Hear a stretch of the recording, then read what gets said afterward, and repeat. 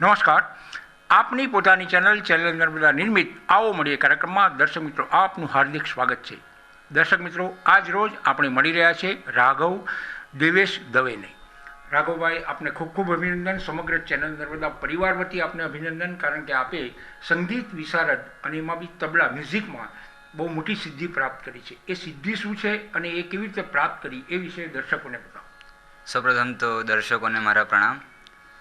હમણાં જ પદવીદાન સમારંભ ભરૂચમાં યોજાયો અને વિશારદમાં મેં સમગ્ર ગુજરાતમાં પ્રથમ ક્રમાંક પ્રાપ્ત કર્યો છે.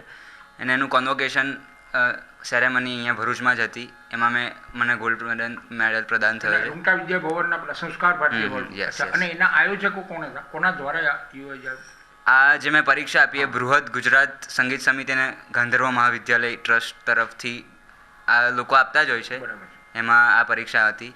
એમાં પરીક્ષા મંત્રી એના જે પ્રમુખ છે બધા જ લોકોએ આયોજન કર્યું. દર 3 વર્ષે આનું આયોજન થતું હોય છે પદવીદાન સમારંભનું. જેમાં જેના પણ નંબર જે ગુજરાતમાં પ્રથમ ક્રમાંક કેવી રીતે પ્રાપ્ત કર્યા હોય તેને એ લોકો બિરદાવે છે. તો આ જે તમે પ્રાપ્ત કર્યું એટલે સંગીત વિશારદ થયા, એ કેટલા વર્ષનો કોર્સ હોય છે અને ક્યારથી એ આપણે શરૂઆત કરી? સંગીત વિશારદ કોર્સ 7 વર્ષનો હોય છે. અને મારું તો પપ્પા મમ્મી અને આખું વાતાવરણ જ ઘરમાં સંગીતમય જ પહેલેથી જ, અને એવા વાતાવરણમાંથી જ એટલે જન્મથી મને સંગીત મળ્યું છે. બરાબર. એટલે જ્યારે હું નાનો હતો 1-2 વર્ષનો, ત્યારે જ પપ્પા મમ્મી લોકો એવી રીતે તબલા આપીને જાય મને. અને એવી રીતે હું વગાડતો. એમ ધીરે ધીરે ત્રીજા ધોરણમાં અહીંયા નાગજીભાઈ ટેલર જે મારા ગુરુજી છે એમની પાસે મેં તબલા શીખવાનું શરૂ કર્યું. ત્યાં શરૂ કર્યું ત્યારે તારી સાથે બીજા શીખનારા કેટલા જણા હતા? એ વખતે તો અલગ અલગ બેચમાં થઈને 30 લોકો શીખતા છે, વિદ્યાર્થીઓ. બરાબર છે. અને એમાંથી કેટલા 7 વર્ષ કેટલા સાથે રહ્યા?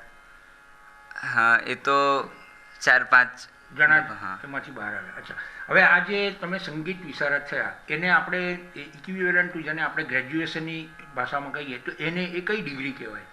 આમ ગાંધર્વ મહાવિદ્યાલયમાં BA ઇન મ્યુઝિક એવું કહી શકાય આ વિશારદને. બરાબર. અને એ BA ઇન મ્યુઝિક થાવ તો કારકિર્દી તરીકે તમે પર્ટિક્યુલર કયો વ્યવસાયમાં તમને શું મળે? આમ આપણે જો મેઇન આપણું ફિલ્ડ જ સંગીત બનાવવા માંગતા હોય, આપણે પરફોર્મર બનવા માંગતા હોય, તો મારા મત મુજબ આવી પરીક્ષાઓ એ આપણા માટે સેટિસ્ફેક્શન આપી શકે. પણ જો પરફોર્મર જ બનવું હોય તો મેઇન રિયાઝ છે, અને એમાં જ પછી આપણે કલાકાર બની શકીએ. અને જો કારકિર્દી બનાવવી હોય તો ગુજરાત સરકારની જે શાળાઓ છે એમાં સંગીત એક સબ્જેક્ટ તરીકે મુકાયો છે. અને એમાં લોકો આપણે જોડાઈ શકીએ એક એઝ અ ટીચર તરીકે તને સર્વિસ મળી શકે. બરાબર. અને જે પરફોર્મરની વાત કરે છે એટલે એ શું? એ પરફોર્મર એટલે શું? આમ સામાન્ય દર્શકને એમાં શું સમજ પડે? પરફોર્મર એટલે આપણે જે ઝાકીર હુસૈન સાહેબને સાંભળીએ છીએ, એવા ઊંચા કક્ષાના લેવલે પહોંચવું હોય તો આ બધી પરીક્ષાઓ કરતાં પણ રિયાઝ એ બહુ મહત્ત્વની વાત છે. એટલે આ બધા જે આપણે ઊંચા લેવલના કલાકારો જોઈએ છે, જે શાસ્ત્રીય ગાયકો છે, શાસ્ત્રીય તબલા વાદકો છે, અલગ અલગ ફિલ્ડમાં જે હોય છે લોકો, એ બધા પરફોર્મર છે. પોતાની સાધનાથી એ લોકો ત્યાં પહોંચ્યા છે. બરાબર છે. પણ યુઝ્યુઅલી તબલા એક એવી વસ્તુ છે કે જે કોઈકની સાથે હોય. એકલા તબલાનો કોઈ કાર્યક્રમ હોઈ શકે ખરો? હોઈ શકે ને. આપણે એમાં એટલી સિદ્ધિ મેળવીએ તો આપણા સ્વતંત્ર સોલો વાદનનો પ્રોગ્રામ હોઈ શકે. હમણાં જ અહીંયા જે પદવીદાન સમારોહ હતો એમાં મારું સોલો વાદન હતું તબલા. બરાબર છે. એની સાથે બીજો સવાલ કે જે આજકાલ જે આખી ઓર્કેસ્ટ્રા એક બહુ મોટી ફિલ્મી ઓર્કેસ્ટ્રા એટલી બધી જાતની છે, એટલા બધા વોઇસીસ છે, બીજું બધું છે, ત્યાં પણ તબલા અનિવાર્ય હોય છે. જ્યારે તમને આ તબલા એટલે કે આ તમારી પાસે જે અત્યારે 2 છે, આ બેમાં આને શું કહેવાય ને આને શું કહેવાય? જો આ બાયું કહેવાય, અને એ બાયું કહેવાય અને દાયું કહેવાય, ચાટી પણ કહેવાય. હવે અલગ અલગ લોકો જે જમણી હોય એના ડાબા હાથમાં બાયું હોય, અને જે લેફ્ટી હોય એના રાઈટ હેન્ડ પર બાયું. એટલે ડાબું ને જમણું, જેને ગુજરાતીમાં આપણે એવું સમજી શકીએ. યસ, બરાબર છે. અને એ બંનેમાંથી જુદા જુદા તાલ નીકળતા હોય. આ અવાજ છે તે બેઝ વાળો હોય, અને આ શાર્પનેસ હોય,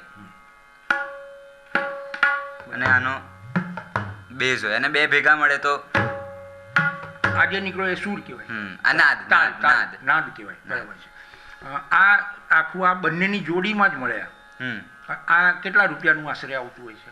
અત્યારે તો 4-1 હજારમાં સારા બંને તબલા જોડીમાં મળી શકે. બરાબર છે. અને આ જે બીજા મોંઘા તબલા હોય છે તે એટલે એ ક્યાં સુધી 4,000 થી માંડીને 4,000 થી માંડીને 15-20,000 સુધીના મળતા હોય છે. અને આમાં મુખ્ય જે છે તે આ ઉપરનું આ જેને આપણે જે ચામડાનું બનેલું હોય છે આ ચામડું શેનું હોય? ચામડું અલગ અલગ જે કલકત્તામાં એનો મુખ્ય એ છે એ બધા પ્રાણીઓનું ને એ બધાનું જ હોય છે. એટલે main કલકત્તામાં યસ, આ કલકત્તામાં મેઇન બિઝનેસ આનો હોય. અચ્છા અચ્છા. અને ભરૂચમાં પણ આજીખાના બજારમાં પણ બે હા, તબલા વાદકો આને બધું રિપેરિંગનું કામ ને બધું હા, થતું એ હોય છે. ચાલે. બરાબર ને? એટલે ભરૂચમાં આવી રીતે તમારા જેવા તબલા વાદકો આશરે કેટલા હશે? તારી ઉંમરના અથવા તારથી મોટી ઉંમરના લગભગ 50-60 જણા ખરા? ખરા ખરા. બરાબર ને? એક મિનેશ ચૌહાણ તો બહુ હા. વર્ષોથી છે જ, પણ તે પછી ઉપરાંત અત્યારે એક હાર્દિકભાઈ પટેલ કરીને પણ છે. એ એમનું પણ એ અત્યારે પુરુષોત્તમ ઉપાધ્યાય, આશિષ દેસાઈ, અનુપ જલોટા એ બધા આર્ટિસ્ટ સાથે રેગ્યુલર સંગત કરે છે. આશિષ દેસાઈ એ બધા જોડે. એટલે અત્યારે એ છે નયનભાઈ છત્રીવાલા છે. એ બધા સારું નામ. લગભગ જેટલા ગ્રુપ છે એ બધાના એક તો હા, જેને તબલા વાદક હોય જ, બરાબર ને? પણ મેં ક્યારેય કોઈ બહેનો નથી જોયા, એનું શું કારણ? જો એનું મુખ્ય કારણ એવું છે કે બહેનોના જે સ્વભાવમાં જ નૃત્ય હોય એટલે એ લોકો નૃત્ય તરફ સહજ રીતે આકર્ષાય. બરાબર. પણ જેના પરિવારમાં જ એ હોય, જે પરિવારમાં જ જે પહેલેથી જેના પિતા માતા એ લોકો તબલા વાદન કરતા હોય બરાબર. તેમને એ ગર્ભ સંસ્કાર થકી મળી શકે. બરાબર. આ જે તબલામાં હોય એમાં કઈ રાગ હોય કે શું હોય? આમાં રાગ ના હોય, તાલ હોય. તાલ. તાલ. એટલે એ કેટલા પ્રકારના હોય કે એના વિશે થોડીક વાત કરશો? જો સૌથી પહેલો તાલ જે લોકોને જે શીખતા હોય તેને શીખવાડવામાં આવે તે તાલ દાદરા હોય. તાલ દાદરા. બરાબર. હવે ધીરે ધીરે જેમ આગળ જઈએ એમ ઘણા બધા તાલ હોય છે. મુખ્યત્વે તાલ દાદરા, કહેરવા, મને એવું રૂપક, ખ્યાલ છે કે તા ત્રિતાલ. ધીન ધીનના એવું એક એ ત્રિતાલ. એ જે શાસ્ત્રીય ગાયનમાં એનો ઉપયોગ સૌથી વધારે થાય. બરાબર. પછી અષ્ટલક્ષ્મી તાલ છે. બરાબર. અલગ અલગ રાગ છે જે અપ્રચલિત છે. એ એમ આપણે જે શીખીએ તેમ આવડતા જાય. પણ જે મુખ્ય ઉપયોગમાં હોય એવા તાલ મુખ્યત્વે દાદરા, ત્રિતાલ, રૂપક, જપતાલ એ છે. આ જે બધા તમે બોલ્યા એ તો તમે આની પર વગાડી શકો, પણ એના પુસ્તકો પણ હોય ખરા? હા, પુસ્તકો હોય ને. જેમાં હા એનું થિયરેટિકલ નોલેજ આખું અલગ છે ને પ્રેક્ટિકલ નોલેજ અલગ છે. ધારો કે પ્રેક્ટિકલ છે તો પ્રેક્ટિકલ આ વગાડે તો પ્રેક્ટિકલ થયું. બરાબર. હવે એને લખવાનું કે હા. આટલી માત્રામાં આટલું લખવાનું એ થિયરેટિકલ નોલેજ છે. બરાબર. કે આટલી માત્રાનો ટુકડો છે, 17 માત્રાનો ટુકડો છે, એ બધું એ લખવાનું કેવી રીતે એ થિયરેટિકલ નોલેજ. એને એની પરીક્ષાઓમાં બધું આવી જ જતું હોય છે. બરાબર. હવે કોઈક એક ગીત જ્યારે કમ્પોઝ થતું હોય તો એ ગીત કમ્પોઝ જે કરનારો હોય એટલે ગાયક જે છે તે ગાયક કરે ત્યારે એ કેવી રીતે પકડાય કે આને કયા તમે શું કીધું તાલ રાગ સાથે કે તાલ સાથે મિલાવવાનો એ કઈ રીતે એ પ્રોસેસમાં તબલાનો શું રોલ હોય? મારું એ કેવું છે. ધારો કે કોઈ કમ્પોઝિશન બન્યું. બરાબર. હવે એ મુખ્ય પહેલાં તો કોઈ પણ કમ્પોઝિશનનો પહેલાં બીટ હોય. 1 2 3 4 આ બીટ હોય. બરાબર. બીટ પર જ ગીત બને. કોઈ પણ ગીત હોય ધારો કે હર ઘડી બદલ રહી હે તો એ બીટ પર જ હોય. બરાબર. એનો બીટ પર જ ગીત બને. એટલે તાલ મુખ્ય છે. કમ્પોઝિશન બને એમાં તાલ મુખ્ય છે. બરાબર. નહીં એટલે એ જે તમે આ જે તાળી પાડી તે વખતે તમે તબલા વગાડવાની વાત કરો છો એ કરવાનું હા, એટલે આ ધારો કે 1 2 3 4 1 2 3 તારી આંખનો અફીણી આ ગીત છે ધારો કે. બરાબર. તો એ સહજ લયમાં જ હોય. 1 2 3 4 આ 4 બીટ હોય તો કહેરવા માત્ર સહજ રીતે બરાબર છે. જે વાદકો એને મગજમાં સ્ફુરી જ જાય. બરાબર. હવે આ જે તબલા છે હવે તબલાની સંગત હાર્મોનિયમ સાથે તો લગભગ હોય જ અથવા કીબોર્ડ કે જેને તમે ઓક્ટોપેડ કે એવા જે કંઈ નામ આપતા હશે તે થશે. એ બેની સંગત જ્યારે થતી હોય ત્યારે ઘણીવાર મેં જોયું હોય છે કે બેમાંથી એક મોડું મસ્ક પડે અથવા જે ગાનાર હોય તેની સામે કંઈક ચૂકતો હોય ક્યાં તો તમે કંઈક ચૂકતા હોય એવી પોઝિશન થતી હોય છે. એ એક્ઝેક્ટ આમ એ કઈ વાત હોય છે એમ? એટલે મુખ્ય એવું હોય કે ધારો કે સ્વતંત્ર સોલો વાદનનો પ્રોગ્રામ હોય બરાબર.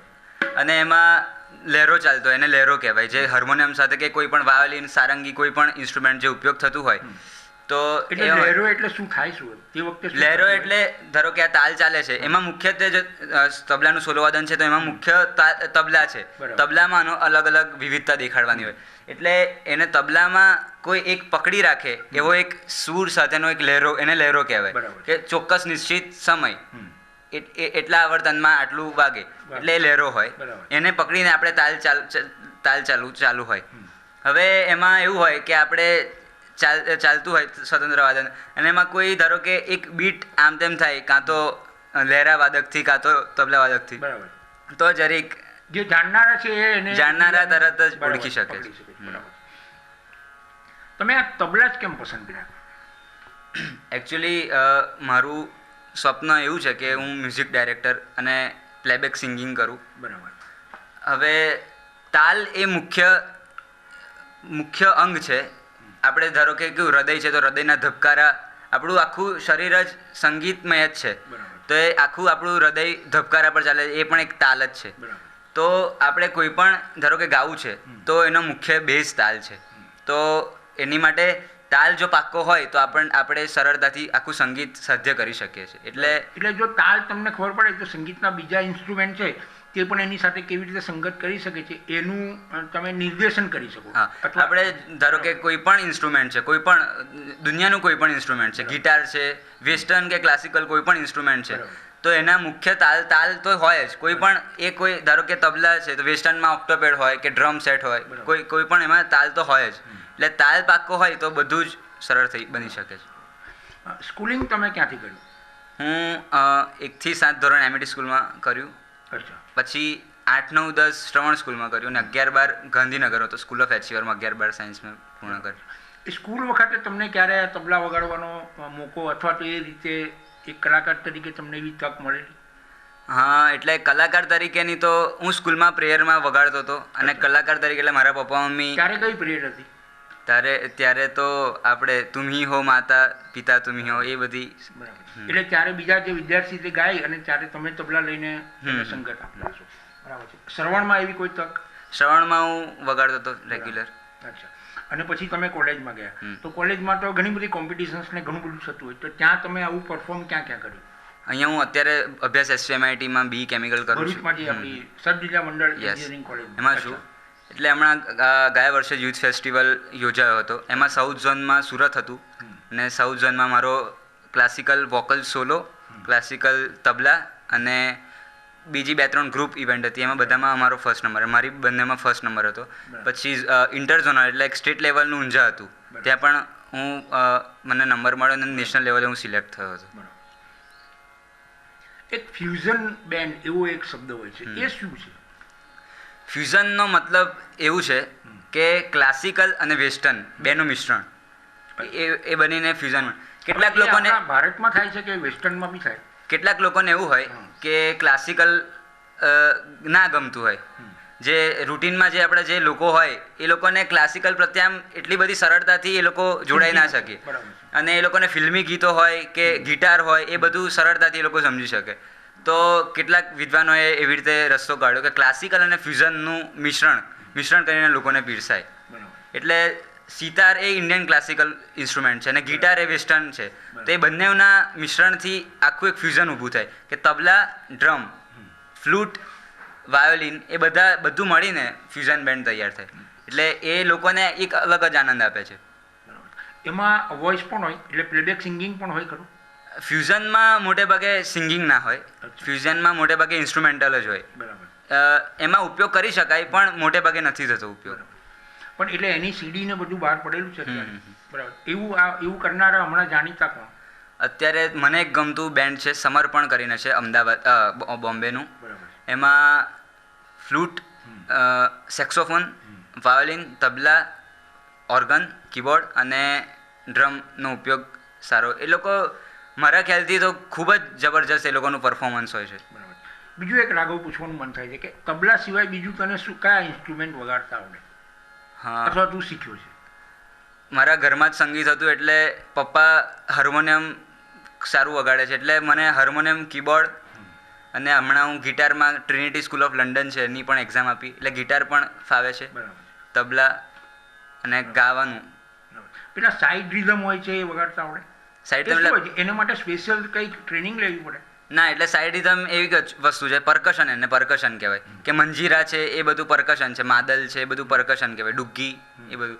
એટલે એની માટે જો આવડતું હોય તો એની કોઈ જરૂર શીખવાની જરૂર નથી રહેતી. પણ આગળ ત્યાં કહ્યું કે તાલ પકડાય તો બધું પકડાય એવી સીધી એક વાત એ છે. હવે ત્યાં પિતાશ્રીની ઘણી બધી વાત કરી. પિતાશ્રી એટલે દેવેશભાઈ દવે. એ અત્યારે જે પરફોર્મ કરે છે, ઘણીવાર એવું થતું હશે કે મેં આગળ એક સવાલ કર્યો હતો એવું કે એ પરફોર્મ કરતા હોય અને તું સાથે તબલા વગાડતો હોય અને તું કંઈક ચૂકે, એની એક નજર જે તારી પર ફરે, એવું કેટલી વાર થાય છે? એવું પહેલા એવો કોઈ પ્રસંગ તને યાદ આવતો હોય કે આવું કંઈક થયું હતું, અથવા પપ્પાની પણ ક્યારેક ભૂલ થઈ હોય ને તને એમ થયું હોય કે આ કંઈક લોચો કર્યો આજે, એટલે એ જે વાત હોય છે એ શું હોય છે પછી? એટલે પહેલાં જ્યારે હું નાનો હતો, હમણાં જ મેં એક વિડીયો જોયો મારો, એટલે પપ્પા, હું તો અત્યારે આવું થોડું ઘણું કંઈ વગાડતો થયો છું. બરાબર. હું હમણાં એક વિડીયો જેમાં હું 7મા ધોરણમાં હતો ત્યારે હું ખાસા મોટા સ્ટેજે હું વગાડતો હતો. ત્યારે તો હું ખબર નહીં કેવું વગાડતો હોઈશ, ભૂલો કરતો હોઈશ. બરાબર. અને ત્યારે કેટલું બધું પપ્પાએ એવી રીતે મને બરાબર. ટ્રેન કર્યો છે ધીરે ધીરે. એટલે એવું તો જ્યારે નાનો હતો ત્યારે થયા કરે. બરાબર. તારું જે કોલેજનું ગ્રુપ છે એ બધા જ જાણતા હશે કે તું બહુ સારી રીતે આ પરફોર્મ કરે છે, તો એ લોકોને ક્યારેક કંઈક એવી પ્રેરણા મળે છે કે ભાઈ આ કરવા જેવું છે? હા, એટલે ખાસા મારા જે ફ્રેન્ડ છે એ જોડાય છે ધીરે ધીરે. અચ્છા, આવી રહ્યા છે. તમે પિકનિક જાઓ કે પર્યટનમાં જાઓ ત્યારે આમ તું એક અલગ તારું પેલું તારી પ્રતિભા હોય કે ભાઈ એક આ છે તો હવે ચાલો ચોક્કસ આખું સંગીતનું પાછું તમારા હાથમાં આવી જશે, એવી તક તો હંમેશા મળતી હશે. એ એક મોટો એડવાન્ટેજ હશે. રાઘવ, અમારા બધા જ તરફથી તને ખૂબ ખૂબ શુભેચ્છાઓ કે તું હજુ તારા જે કંઈ વિચારો છે, તારું જે મકસદ છે, તારી જે મહત્વાકાંક્ષા છે, એમ્બિશન છે, તેમાં તું ખૂબ આગળ વધ. ભરૂચનું નામ તો તે રોશન ગુજરાતભરમાં કર્યું, કારણ કે ગોલ્ડ મેડલ તે અચીવ કર્યો છે, એનો બી અમને આનંદ છે. એક સરસ મજાનું દર્શક મિત્રો એના દ્વારા એક પરફોર્મન્સ સાંભળીશું અને આ કાર્યક્રમનો અંત લાવીશું. નમસ્કાર.